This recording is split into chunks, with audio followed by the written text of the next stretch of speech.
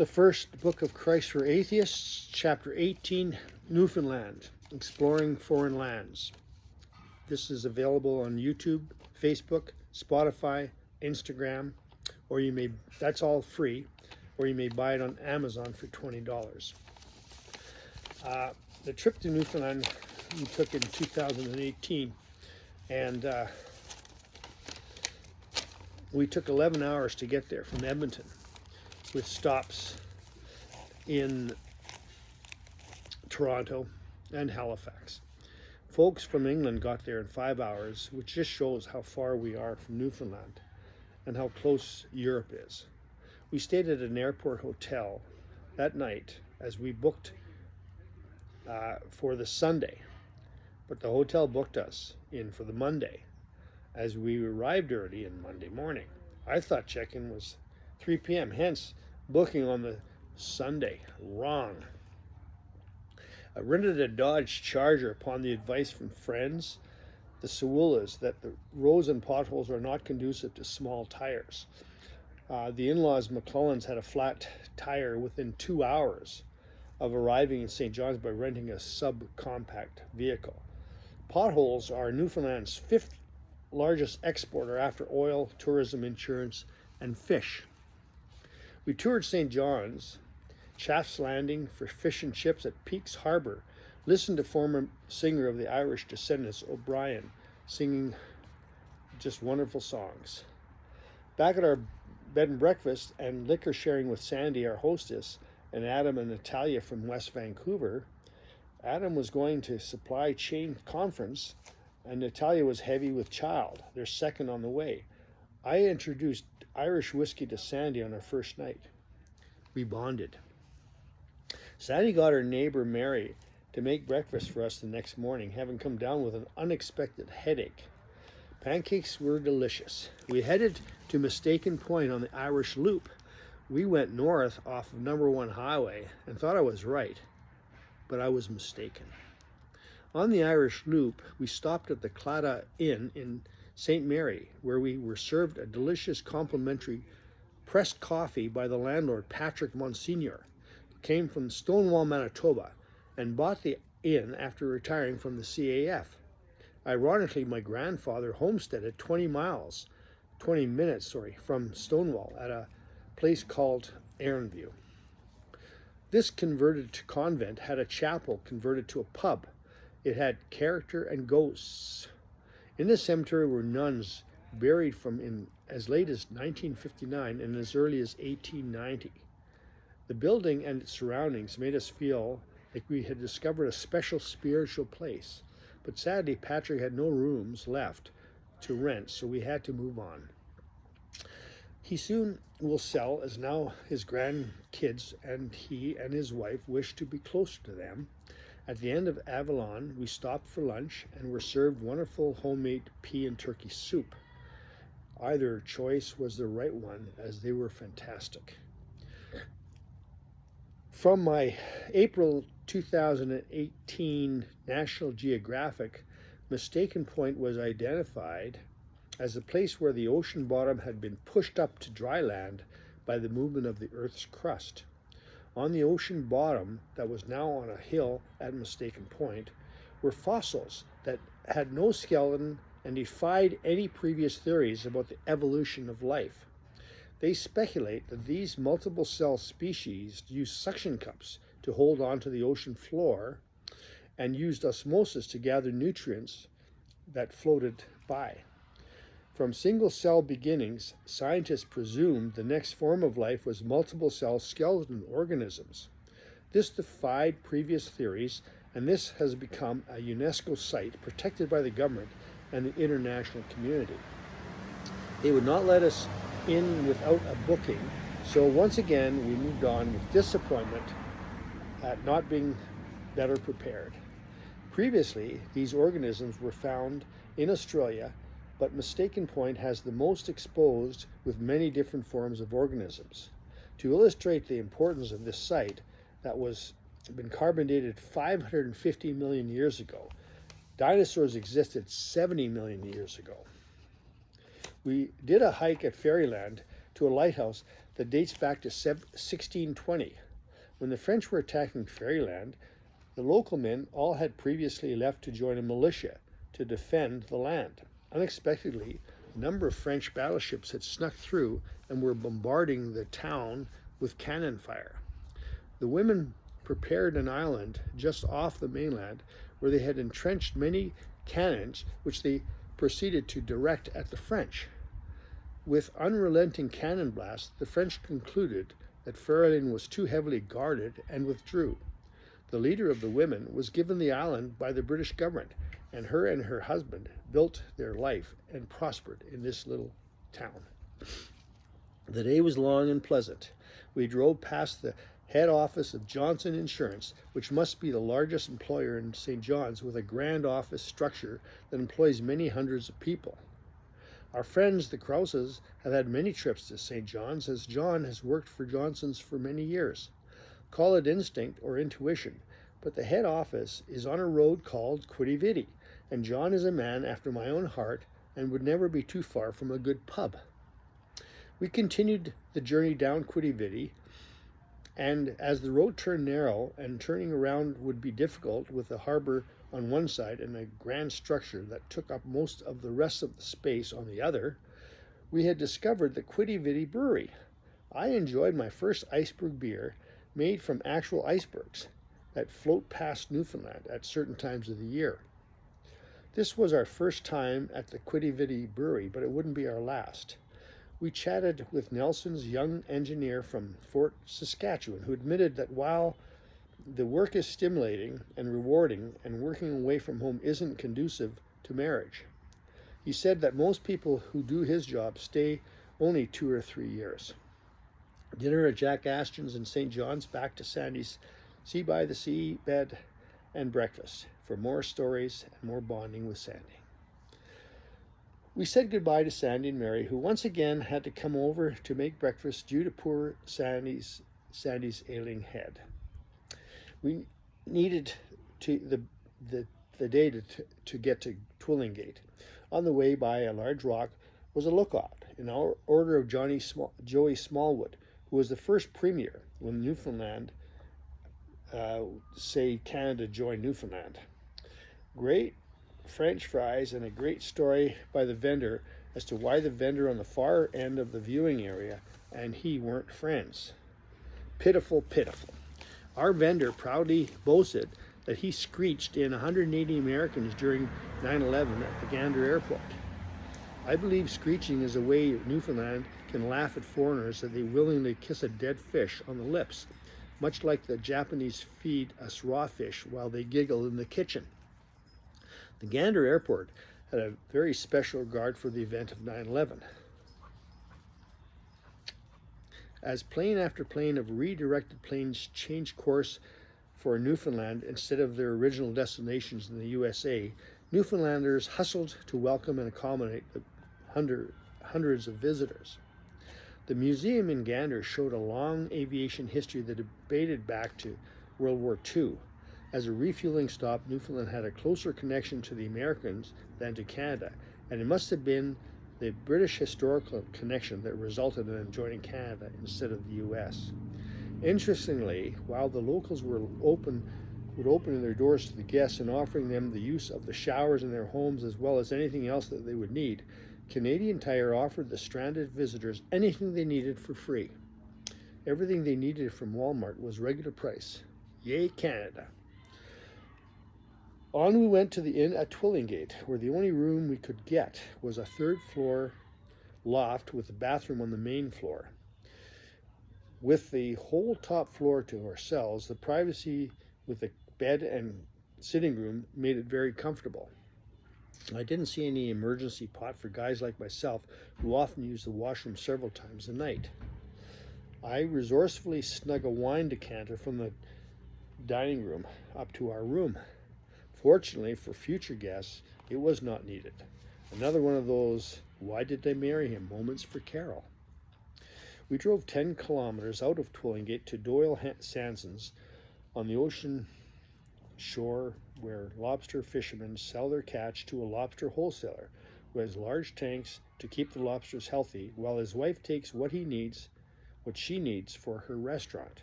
Sitting with Jennifer and Mike from Sudbury, we discovered that her dad was with the Society of St. Vincent de Paul from when he was 20 until his death at 97.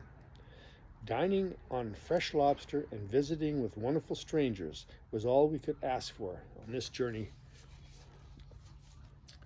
Our nightcap in our loft was accompanied by howling winds and an outside temperature of 10 degrees centigrade. We slept well. Had an incredible breakfast with two ladies from Burlington, Ontario, and a couple from Kamloops. We had booked another place in Twillingate that had a bathroom as part of the suite, so headed to the next town of Devil. Wanda greeted us at the Sleepy Noggin, which was owned by a couple that owned several businesses in the community. This was where I discovered that the English spoke in this community used H for most vowels, such as hey, he, hi, ho, hew. I asked a chap on the street to spell his name and was accommodating. He said, "Well, you know how to spell airy, don't you?" "Yes," I said, "but how do you spell hops?" "You spell ops with a H and a ho and a two bloody P's and a hess." In the Irish communities, it was easy to speak English, by applying whiskey to your throat. 3 ounces and you would sound Irish. 6, and people would think that you just got off the boat. 10, and you had to be considered a drunken Irishman. I realized that the dialects and colloquial accents were brought over the ocean at the time of migration. Since some of the migration occurred during the time of William Shakespeare, there must be some Newfoundlanders that sound like Sir William himself, so I began my search. Makes sense, right? I was looking for someone that might say, "Thou hast it now, Bonavista, Lansay Meadows, St. John's all, as the mighty king hath promised." Yet it was said that it would not stand in the posterity, but thyself should be the ruler of many lands. Why, by the verities on these made good, may they not be my oracles as well? Realizing that Bacon and Marlowe were not given recognition for their works, as the art community bestowed their writings to the created by Shakespeare, the fact had to be that everyone at that time spoke like Sir William. Sadly, for the number that I found in Newfoundland, it wasn't worth the search into isolated villages in remote parts of the island, where ancient language might have been preserved. Carol never said a thing about my theory, except that by bowing her head and shaking it from side to side, it spoke volumes as to what she was thinking. Bless her heart for enduring myself. In the museum at Twillingate, we discovered a local opera singer named Maria Twillingate, her stage name, who became a sensation in Europe at the turn of the 19th century. She lost her voice and was hospitalized in England. After a bout with alcoholism, and with the help of her sister, she became an angel of mercy for the poor people in Europe, where she dedicated her life. On a hike through forest to a lighthouse, we saw our first icebergs. There was one moving close to shore and a large one in the distance. Our first encounter with whales was witnessed on this hike as a mom and baby swam close to shore. Heading back to Sanson's for lunch, we savored a delicious seafood chowder that puts mainland comparisons to shame. At a local cafe, we had made reservations for a Jig's dinner for supper, which included salt meat, turnip, cabbage, peas, and potatoes. The local vegetables and salted meats are part of a very limited locally grown land food source due to the poor and rocky soil. Jiggs was a cartoon character from the 30s that enjoyed this kind of food, and it resulted in the Newfoundlanders adopting it as their own. That evening we went to the Orange Hall, where a group of local women called the Split Peas sang their hearts out and have done so for 25 years. The Orange Hall has gone from 500 members to 4, and is only because of the Split Peas that the hall continues to be maintained. The drop in numbers is a direct result of the economy, where the young leave their island in order to provide a good life for their families. We were served croutons, fried dough, and partridge berry jams with tea. Delicious. The Anchor Inn offered us entertainment by a local singer and storyteller. We could have stayed longer, but the day was long enough, so back to the Sleepy Noggin we went. We had breakfast with folks from Ontario, BC, and a great interchange and stories all around. We headed for Gros Morin National Park. Carol was driving when we saw our first moose on the road. In our travels, we encountered 8 on this day. We saw our first caribou on our way to Lanson Meadows. What a beautiful animal it is. We took a hotel at Fisherman's Landing Inn. A busload of tourists arrived, and we realized how difficult it would have to be to get rooms on this island. We hiked to a lighthouse and watched the sunset from a pier. It was just lovely. We had an early start to Lanson Meadows, 4 hours north and stone's throw for Labrador. With coffee at Cow's Head, the drive along the Gulf of St. Lawrence atop the tundra and marshlands was picturesque and majestic. When we arrived, we had lunch at the Norseman Inn. We had more seafood, chowder, and why not? Delicious. Icebergs had floated in by the hundreds the day after the lobster traps were put out, when there wasn't an iceberg in sight. This was a devastating blow to the local lobster fishermen, but a boon to the tourist industry. The shift in winds can make a significant difference to the ocean and its content. Our waitress's grandfather uncovered the first signs of the Norseman settlement 66 years ago by accident. It is now a UNESCO protected site, which provided us with an interpretive center which recreated the village while leaving the actual village in an excavating condition as scientists slowly dig out history that dates back to the 11th century when the Vikings first landed in their small, primitive oar sailboats. Our tour guide, Clayton, lives in the park, in the house he was raised in, on the ocean shore. The feds decided to allow him to stay until he passes on as a negotiation to clear the park of its residents. He was one of the few that were allowed to stay. Clayton was thankful that he could get a job and stay where he was brought up, a rarity for Newfoundlanders. He started working for the feds in the 60s as an excavator of the ancient site. We headed home with a stop at the dark Tickleberry Nymph Cafe for tea, scones, and pie. The stream that trickled by was dark, always because of the tree shadows, hence the name of the cafe. At the rocky harbor, we went to a kitchen party where the host encouraged the audience to come up and entertain everyone. A lady recited a couple of beautiful poems and told everyone that the reason she could recite them so well was because she wrote them herself. This brought her a round of applause. We had to leave to get some dinner as the pub had stopped serving. When we returned, the same lady by the name of Eileen was on stage again telling everyone how to cope with her hip surgery as she had. Being a bit grumpy and having enough of this old windbag, I went up on stage to tell what I considered a humorous story about Winnipeg Hotel called the Norwood, whose character had changed from the days when I used to travel there. Before I told my story, I said that I used to go out with an Eileen who had one leg shorter than the other. Her name was Murray, but I called her Eileen. Apparently the locals had a high regard for Eileen and responded to my little slam with uproarious silence. Having set the tone and angered the crowd, the story I told about the Norwood Hotel did nothing to win them back, and as I slithered back to my table, I cautiously moved my chair against the wall to avoid any attacks from behind. Meanwhile, Carol had disappeared, having taken the distraction of my efforts of humor to find refuge back at our hotel room, where no one knew that she was with me. My brief attempt as an entertainer confirmed that there were others more adept at that skill than myself, and never again will I attempt to entertain a large group.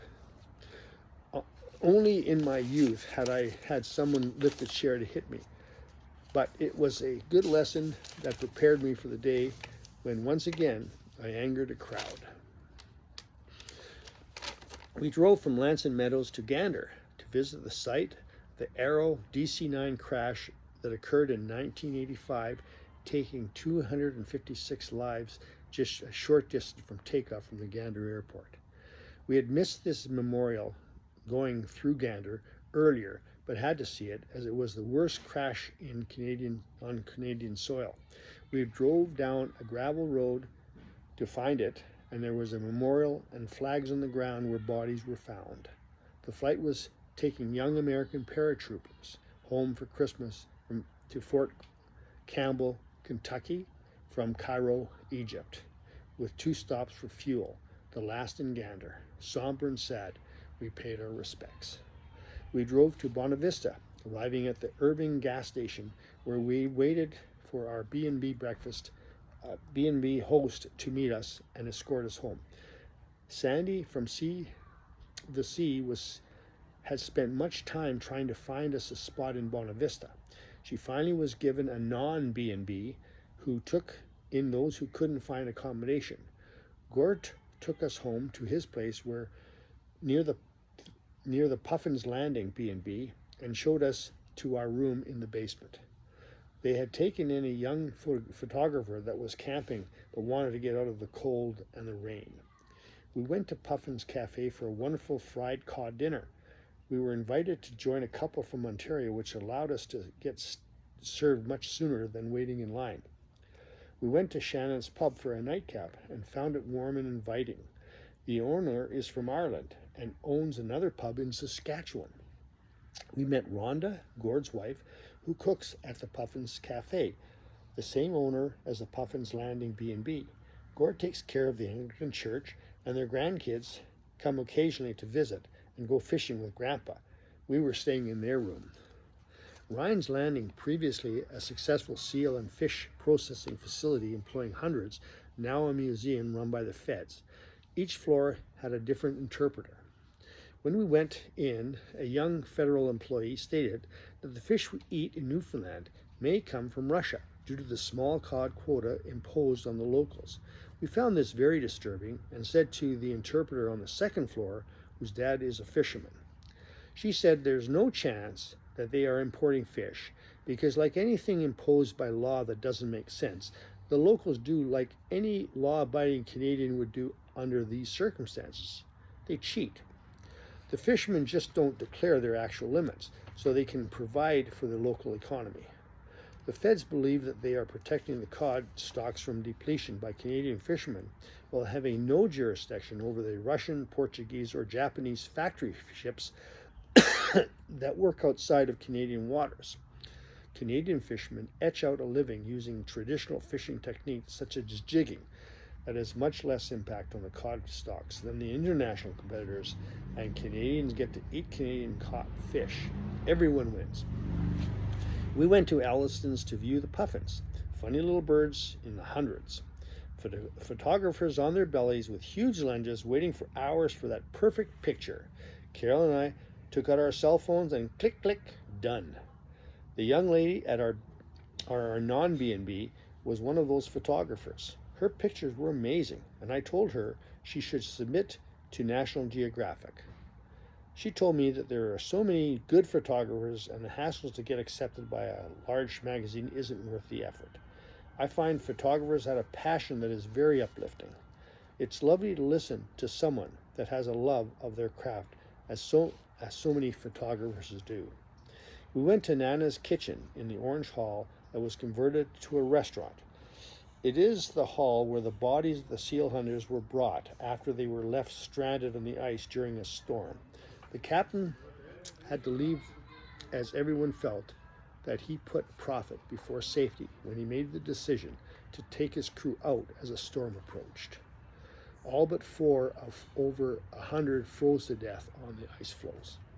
Years later, his granddaughter came to town to pay homage. It was difficult for the locals to forgive.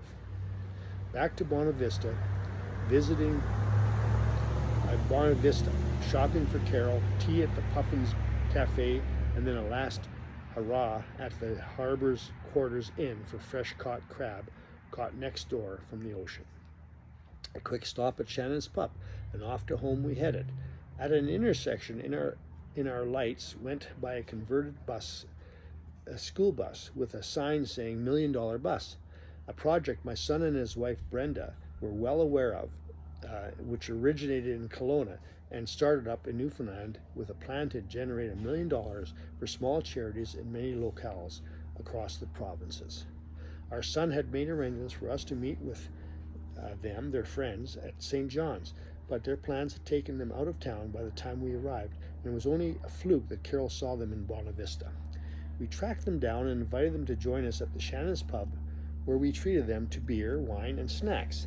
Mandy is a cinematographer who had filmed after the earthquakes in Nepal, while Ryan is a marketer and a promoter. Both had taken on this philanthropic project and had committed a year to complete it. While at Shannon's, the former mayor of Bonavista Vista of 20 years was screeching a couple in the pub and joined us after the screeching to talk to us. The mayor, Megan, married at 14 and widowed. She had a hard life, but was inspirational in what she had to say. Back home, we had a chat about our day with Rhonda and Gord, and then to bed.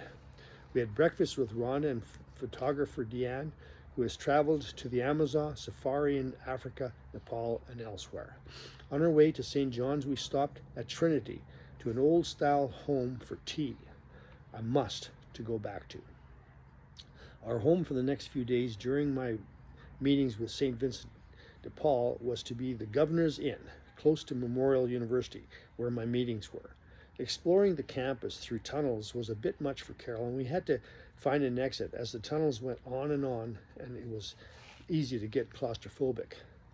The day started with a Signal Inn hike on Saturday at the entrance to St. John's Harbor, sitting on 2 red Muscota chairs while we watched several trawlers leave the harbor. We visited St. John's the Baptist Basilica and the convent of the Presentation Sisters, where we saw the veiled Madonna statue. A Polish artist painted the ceiling on the convent as payment for unlawful behavior and who spent time in jail. Painting the ceiling was his way of paying back for his crime. A male Bangladesh student and a nun escorted us on a private viewing of the convent. Carol used Memorial Gym for a workout. She took the bus to George Street, guided by a kind bus driver, met a lady with 2 kids, one who had bad skidoo accident with her aunt driving. She had a head injury, but seemed to have recovered well. We had lasagna at Memorial University and drove downtown for entertainment at George Street. We went home early. Carol worked out at Memorial and went to the Avalon Mall.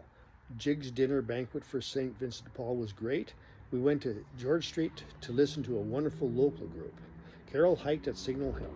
Former SSVP dinner salmon followed by a dance entertained by a local band.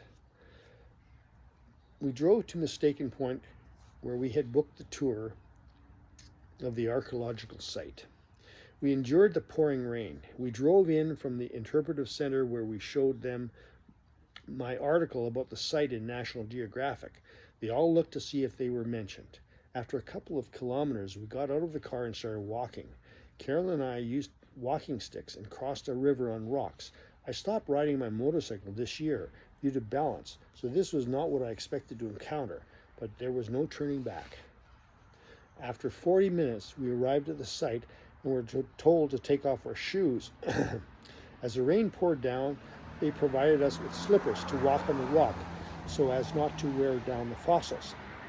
We were told to turn our boots over so the rain wouldn't soak our boots for the return hike. I missed that instruction. We walked and looked and took pictures and were in awe of what we were seeing. Our guide said that her dad's a fisherman who believes that if the ocean smashing against the rocks site with the fossils hasn't worn them down in 540 million years, he doubts if us walking over them would make any difference. But what would he know?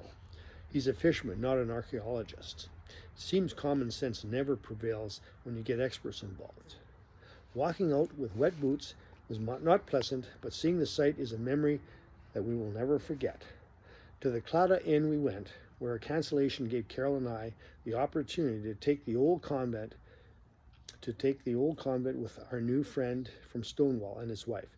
Carol and Patrick Monsignor were wonderful hosts, serving Alberta beef with drinks in the converted chapel beforehand, and fine wine during dinner.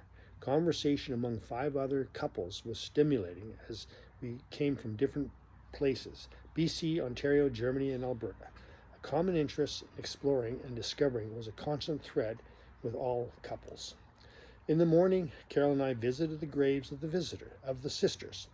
As we came to the gravesite, about 10 crows gathered in the trees as we stood at the graves paying our respects and saying a prayer. As we left, the crows flew away. It was very mystic and unexplainable. What a memory for us to keep as we prepared to leave the island. Well, we weren't the boys that built the ship, nor were the boys that sailed her. We were the boys that ate the fish and went back so much wiser. And that's all she wrote. So, you've read about husband Ken, who was interested in others, curious and loving husband. Now you'll read about Bachelor Ken and why he had to become a good person.